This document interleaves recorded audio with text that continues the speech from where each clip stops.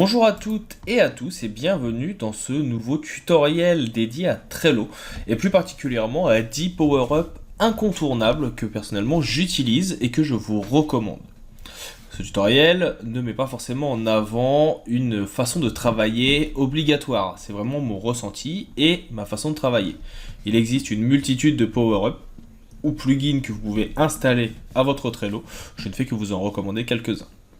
Comme d'habitude, si vous avez des questions, je suis à votre disposition via la section entraide ou commentaires et je me ferai un plaisir de vous aider. N'hésitez pas non plus à me faire part de votre façon de travailler.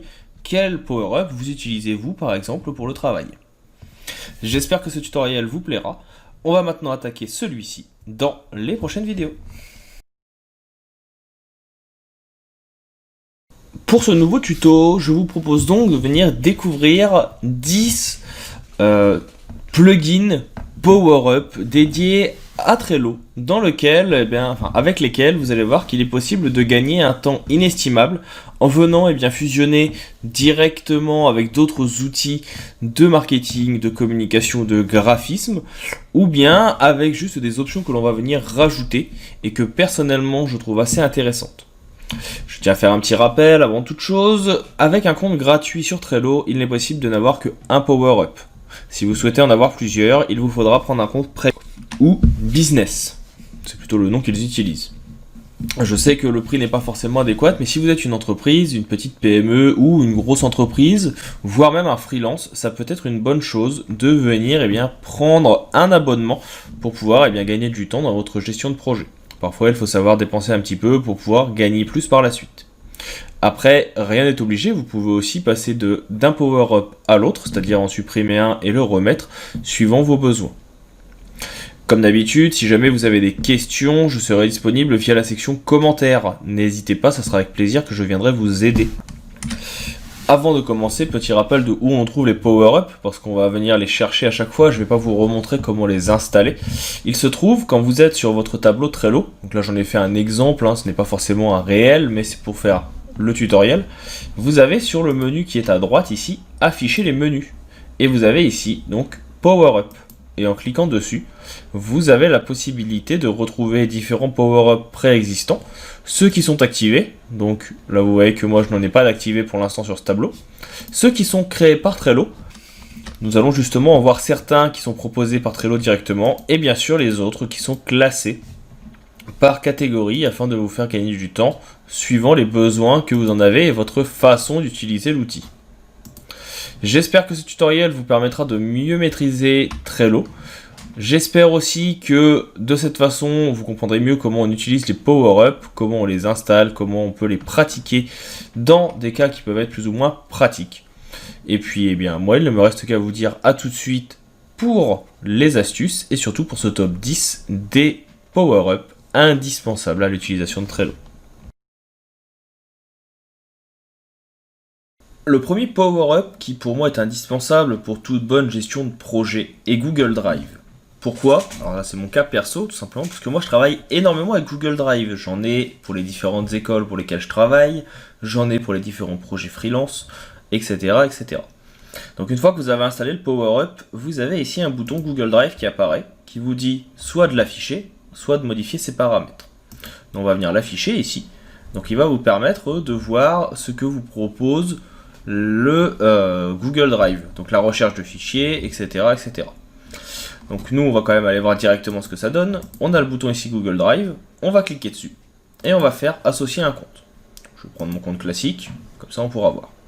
J'autorise que Trello utilise mon compte Google Drive et j'ai maintenant ensuite ici un bouton créer une présentation avec diapositive. Je peux cliquer. Ça peut prendre quelques minutes suivant la taille du tableau comme ils le disent, donc là comme le tableau est relativement petit ça devrait aller assez vite. Et je peux maintenant ouvrir une présentation. Et vous voyez que automatiquement il vous propose un slide à partir de vos différents panneaux, ce qui peut être assez utile pour gagner du temps et commencer une présentation pour un projet. Donc là si j'avais un projet par exemple d'application liant graphisme, dev, gestion de projet et icono, on aurait tout ce qu'il faut. L'autre avantage de Google Drive et que j'aime beaucoup, alors là je ne rentre pas dans tous les détails de ce que offre Trello, si jamais vous voulez une formation complète, il y en a déjà une sur la chaîne, vous pouvez la retrouver en haut à droite dans le petit point d'exclamation. On va ici maintenant avoir donc le Power Up Google Drive, qui va vous permettre trois choses. Créer et joindre, joindre un fichier, joindre un dossier. Créer et joindre, ça veut dire que vous allez pouvoir venir ici créer un document directement sur votre compte Google, créer un dessin, une présentation, une feuille Google Sheet ou un dossier. Là par exemple, moi je vais créer un dossier. Automatiquement, il me dit que voilà, il a un dossier Wireframe maintenant qui est disponible et je peux aller directement dans Google Doc pour le vérifier. Et là vous voyez que dans mon Drive, il a donc créé un fichier Wireframe. On peut aller dans mon Drive, il y a pas mal de petites choses, j'ai rien à cacher. Et on voit qu'il a donc bien créé le dossier concerné. Ici, je vais le supprimer. Et automatiquement, normalement, il devrait être supprimé de l'autre côté. Si ce n'est pas le cas, vous cliquez sur supprimer ou retirer. Vous avez ensuite la possibilité de venir joindre un fichier. Donc là, je vais faire joindre un fichier. Il va nous ouvrir une fenêtre qui représente notre Drive. Donc là, vous voyez qu'il y a quand même pas mal de petits dossiers dans mon Drive. Je peux aussi aller voir directement dans certains folders. Et automatiquement, je vais pouvoir venir incorporer ce que je souhaite. Alors là, j'ai pas forcément de fichier en tête. Je vais tout simplement aller dans Obey, qui est dans des tutos que j'ai fait sur la chaîne. Et normalement, ici, vous auriez la possibilité de retrouver ce que j'avais ajouté. Donc voilà, ici le PSD. Je vais le sélectionner. Et automatiquement, le PSD sera joint dans votre wireframe, dans votre carte. Donc on voit ici son format, une petite présentation, la date où il a été créé, donc c'est assez récent, 31 juillet, la dernière modification du fichier, donc 18 février, par moi-même. On peut commenter, ici vous pouvez venir ajouter un commentaire, donc ça sera à utiliser, par exemple, alors je peux sauter des lignes, à utiliser, avec un accent c'est mieux, pour les maquettes. Et comme ça permet de faire comprendre à mon équipe qu'ils devront l'utiliser ici et ils pourront le télécharger directement. Donc c'est pour ça que je trouve que c'est assez intéressant d'avoir le Google Drive, surtout pour un travail en équipe. Vous pouvez ainsi facilement partager des fichiers, rapidement échanger et surtout facilement classer vos éléments. Parce que dans une bonne gestion de projet, le classement c'est essentiel. On a tendance à l'oublier. Donc voilà pour ce premier petit power-up que je souhaitais vous montrer. On va maintenant passer au prochain, le deuxième de notre liste. Le prochain power-up en est un qui est assez utile si vous avez énormément de listes. Pour mon cas, là j'ai pris par exemple ma liste pour mes projets de tuto et de création en cours. Vous voyez qu'il y en a plutôt pas mal. Donc si je viens ici dans ajouter un power-up, il va s'appeler inactif. Pour carte inactif, donc je vais venir l'ajouter. Vous pouvez venir également ici cliquer sur paramètres, il vous explique comment il fonctionne. Donc vous pouvez voir qu'il y a pas mal de petites choses. Et l'idée en fait c'est que celui-ci va vous permettre de retrouver les éléments que vous avez récemment ouverts pour les retrouver. Et ceux que vous n'avez que très peu ouverts ou alors il y a très longtemps apparaîtront en opacité. Ça vous permet de savoir quels sont les éléments justement où vous avez fait une mise à jour le plus récent. Par exemple celui-ci, retouche photo, je l'ai modifié le 24 mars. Donc ça commence à dater un petit peu. Si j'y ajoute un élément, là par exemple je vais écrire juste test et que j'enregistre, on a une mise à jour à l'instant. Et ainsi, il passe automatiquement dans une autre couleur. Et même si je viens supprimer, la mise à jour reste ici, en avant. Et de ce fait, les éléments qui sont eux plus récents, mais moins récents que cette mise à jour, vont automatiquement être modifiés. On peut venir ici cliquer sur les power-up pour modifier les paramètres ou afficher le power-up. Donc comme vous le voyez ici, ils vous disent que vous pouvez venir choisir entre plusieurs possibilités. Et quand vous venez ici ouvrir, vous avez la possibilité de voir celles qui ne vieilliront pas. Donc là par exemple, je peux demander que celle-ci ne vieillisse jamais. Il suffit de la cocher, elle restera toujours visible. Ça veut dire que c'est une carte qui va être importante. Donc voilà, il y a aussi normalement un mode pirate. Alors malheureusement, je n'ai pas retrouvé comment on le met en place. Ça permet de modifier en fait juste les couches. Ici, vous avez la possibilité d'avoir un effet un petit peu différent. Pas forcément utile. C'est plus gadget, mais c'est toujours intéressant de le connaître. Donc voilà pour ce petit power-up que je voulais vous montrer, que personnellement je trouve intéressant, et donc qui s'appelle carte inactive dans notre liste. On va maintenant pouvoir passer au prochain, qui sera un élément d'archivage, qui va aller un peu plus loin que l'archivage classique, comme vous allez le voir. Le prochain power-up que je vous propose de tester dans Trello, c'est celui qui s'appelle archivage de la carte. Vous allez me dire qu'il y a déjà une fonction d'archivage, et je suis d'accord avec vous. Mais cette fonctionnalité, ce power-up, créé par la société Trello, de base, permet également d'aller un petit peu plus loin dans l'archivage. Pour cela, vous allez cliquer par exemple ici sur Wireframe. Et vous voyez que votre power-up maintenant est ici, désactivé. Si je clique dessus, je vais avoir la possibilité de définir maintenant une période où celui-ci sera désactivé. Est-ce que ça sera dans une heure, dans un mois, ou à une heure ou une date donnée? Vous retrouvez ici le calendrier et vous pouvez demander à ce que, par exemple, la carte Wireframe soit désactivée le 28, donc là nous sommes le 26, donc dans 2 jours à midi.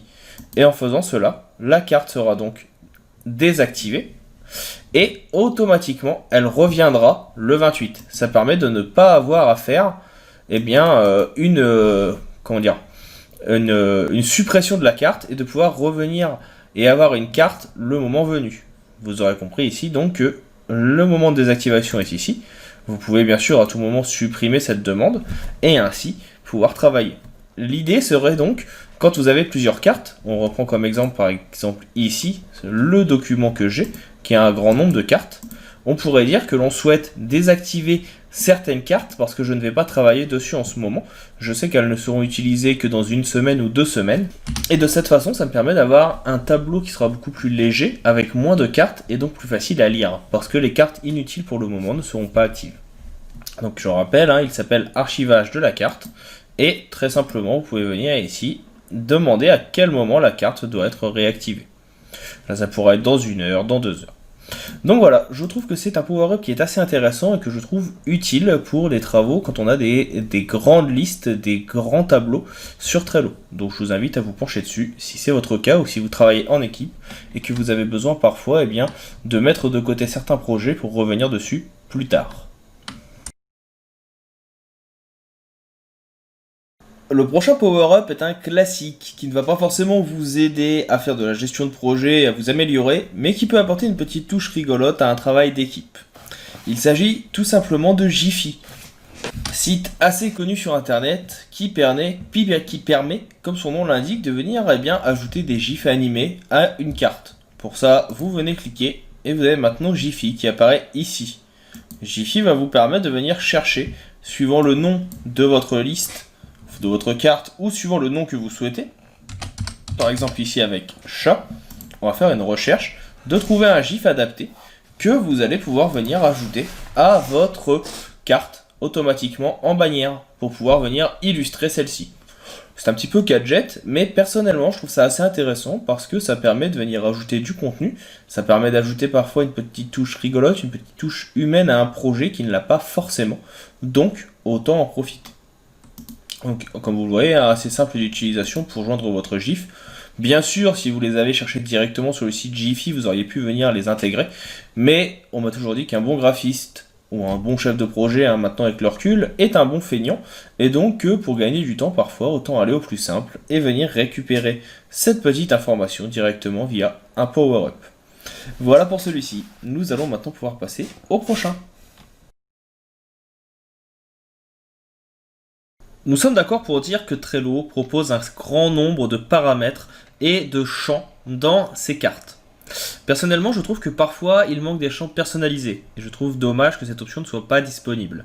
Elle l'est grâce à un plugin, donc un power-up champ personnalisé. Il se présente de la façon suivante. Vous venez cliquer et donc vous avez le power-up comme d'habitude. On vous dit ici qu'il n'en a pour l'instant pas, vous cliquez sur nouveau champ.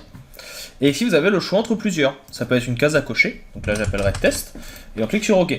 Et donc là il va pouvoir venir donc personnaliser. Alors celui-là il n'est pas très utile, simplement parce qu'on a déjà les checklists, mais au moins il a le mérite d'exister. Bien sûr ce champ, vous pouvez venir à tout moment recliquer ici pour le supprimer ou le modifier. Vous cliquez dessus, on vient supprimer. Par contre, on peut avoir donc d'autres champs qui peuvent être intéressants. Donc là moi je vais juste taper test et supprimer. On va avoir des champs ici, non pas avec une case à cocher, mais avec un menu déroulant, que je trouve qui est manquant à la base. Donc je l'ajoute, on va l'appeler test aussi, et on va ajouter par exemple une liste. Ça va être une option 1, 2, 3, etc. Je crée, et là j'ai ma liste déroulante, qui me permet de savoir où est-ce que j'en suis, et vous voyez que ça va apparaître automatiquement à cet endroit. On peut bien sûr venir en ajouter d'autres. Donc là je viens cliquer, je vais ajouter un nouveau champ. On a date, donc qui va être redondant avec les dates qu'on veut, mais là je peux très bien mettre fin de projet ou rendu, même rendu c'est plus intéressant, pré-rendu, hop, pré-rendu, on clique sur créer, et il m'affiche une date de pré-rendu, avec la possibilité de venir mettre une date. Et automatiquement, cette date, si je vais la mettre ici, elle apparaît aussi. Ça permet qu'elle soit plus poussée que la date limite. Là, ça peut permettre de venir décliner plusieurs dates, plusieurs rendus, plusieurs étapes directement avec ce power-up. Dans le même temps, on peut venir ajouter également des nombres. Donc là, ce serait par exemple 42. Et là, donc, on a le nombre qui va apparaître. On peut venir ajouter 42, on peut l'appeler 43 si on veut, et automatiquement, on nous dit que voilà, le numéro 42, c'est égal à 43. Ça peut être, alors vous pouvez pas mettre de texte, mais ça peut être par exemple un chiffre. Donc là, j'ai mis 1, alors comme un abruti, j'ai archivé et déplacé dans Dev. Donc hop, on va le remettre là. Mais par exemple, là, plutôt que de mettre un chiffre, je peux venir personnaliser mon champ 42, ça serait rendu, et ici, je sais que dans rendu, il m'en faut 1, ou il me faut 3 rendus. Et donc ça me permet de savoir où j'en suis. Et vous voyez qu'à chaque fois, ça ajoute un élément supplémentaire, ce qui est assez utile. Enfin, le dernier champ qui est ici, donc c'est texte, qui va être assez proche de description, en tout cas c'est mon avis, qui va permettre juste, alors je mets n'importe quoi, d'ajouter un bloc de texte, avec ici un petit intitulé. Donc ça peut être utile, mais ça se rapproche beaucoup de description et activité, donc c'est pas le plus utile.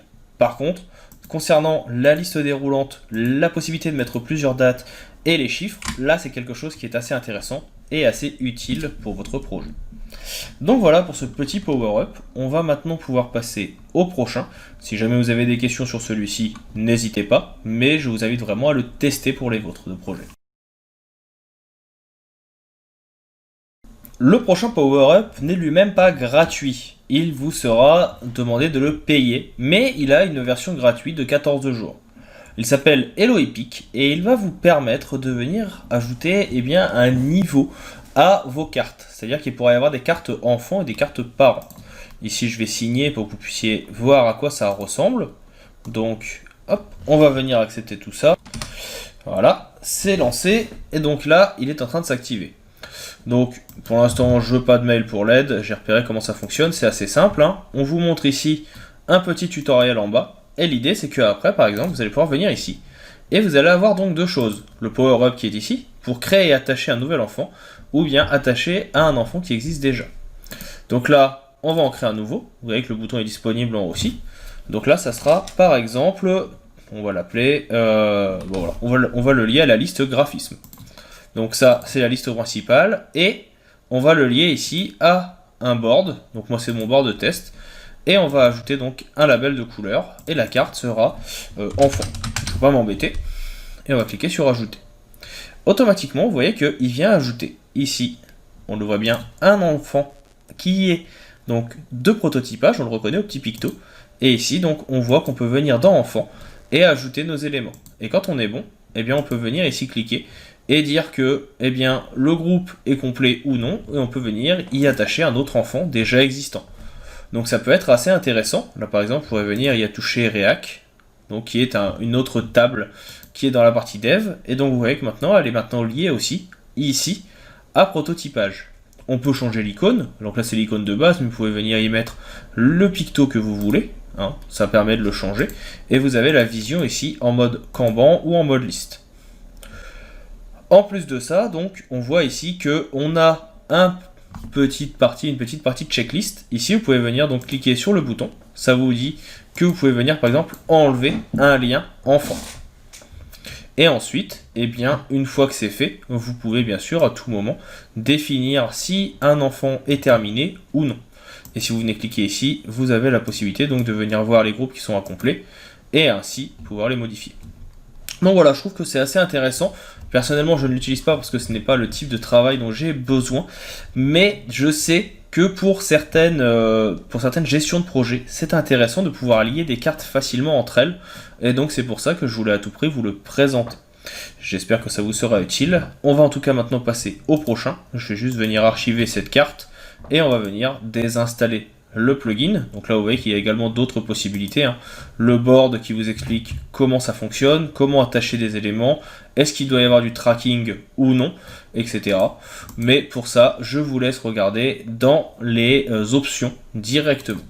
Donc on va juste venir ici et je vais le désactiver. Comme ça au moins on sera tranquille. On va passer tout de suite au prochain power-up.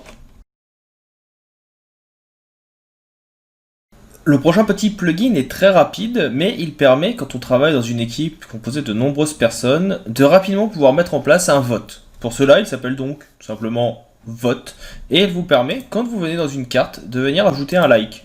De cette façon, un vote est ajouté, et vous pouvez voir le nom du votant. Ça vous permet de pouvoir venir réaliser rapidement des sondages lors de vos projets, pour savoir ce qui convient, ce qui ne convient pas. Vous pouvez proposer par exemple plusieurs maquettes dans votre Trello, attachées en pièces jointes, et les internautes ou vos collègues, vos responsables ou vos clients peuvent ainsi venir voter très rapidement.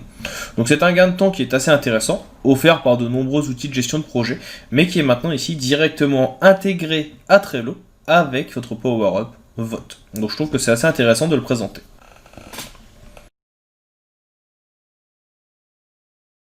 Le prochain power-up, qui est l'avant-dernier de ce tutoriel, est pour moi indispensable dans toute gestion de projet. Il s'agit de calendrier. Il permet, comme son nom l'indique, en venant cliquer tout simplement sur le calendrier ici, d'avoir accès à une vue calendaire, avec les mois, et la possibilité par exemple, ici, de venir ajouter une carte qui sera dédiée à une date. Donc là je vais l'appeler test, et elle sera liée donc à ma partie graphisme. Je clique dessus. Et maintenant, automatiquement, donc il m'a créé un test avec une date limite, c'est la date où je dois rendre cette carte. Elle apparaît bien dedans, et je peux donc en avoir la vision ici. En plus de ça, ce qui peut être intéressant dans ce test, c'est que si j'y mets une étiquette, hop, ça sera tout de suite beaucoup plus visible. Et ainsi, vous avez une vision d'ensemble de là où vous voulez aller.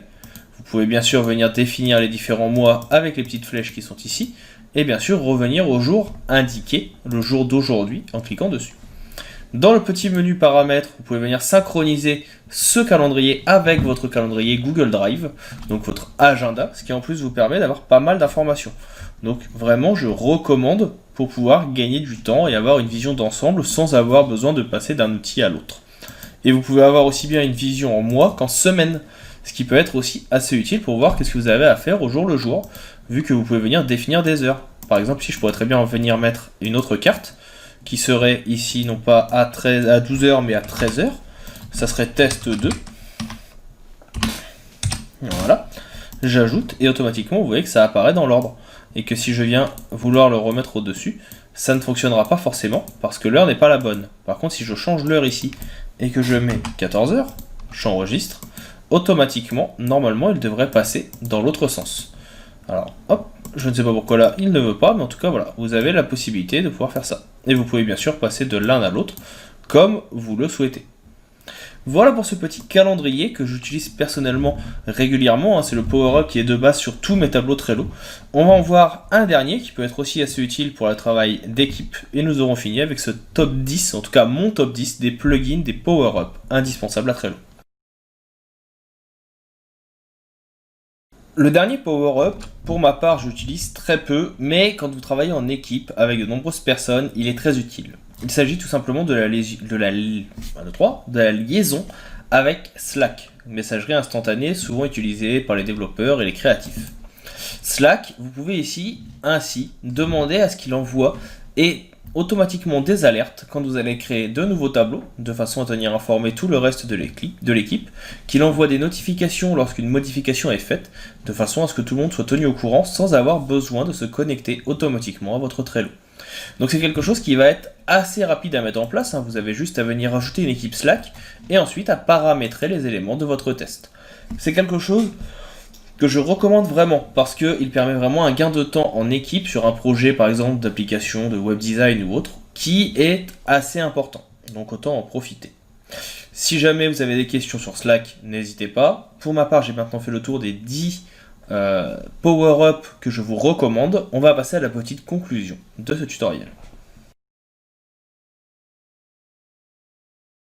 Nous voilà donc arrivés au terme de ce tutoriel sur 10 power-up indispensables sur Trello.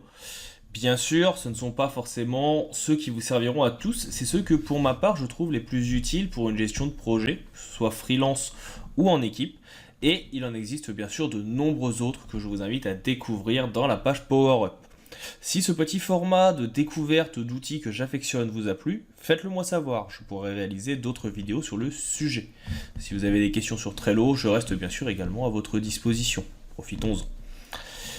À savoir également, si la vidéo vous a plu, n'hésitez pas à vous abonner, à partager la vidéo et à venir commenter, de façon à faire vivre la plateforme, ou du moins la chaîne. Parce que, à l'heure actuelle, la chaîne est à 8500 personnes, j'aimerais qu'elle continue de se développer, et pour ça j'ai besoin de vous. J'espère que ce tutoriel en tout cas vous aura plu, il ne me reste plus qu'à vous dire à bientôt pour d'autres tutoriels et d'autres astuces, et à vous souhaiter une bonne continuation.